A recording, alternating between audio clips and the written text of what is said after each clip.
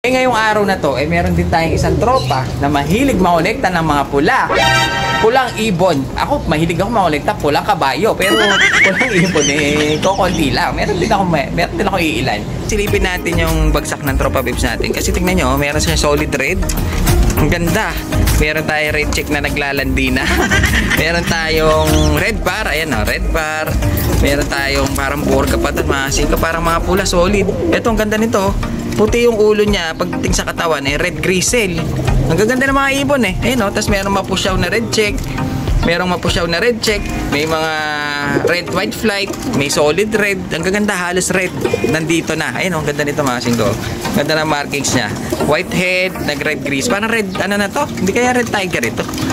Hindi ko alam kung red tiger. Parang hindi pa kasi yung kanyang dibdib parang grizzle. Pasok pa ito sa red grizzle, mga singko. Ayan o, ang ganda niya. Kung gusto nyo mag-ipulang-pula, huwag pulang kabayo, pulang kalapate. Tulad niya, no? Ayun o, lumalapit si Pogi, Lumalapit si Pogi!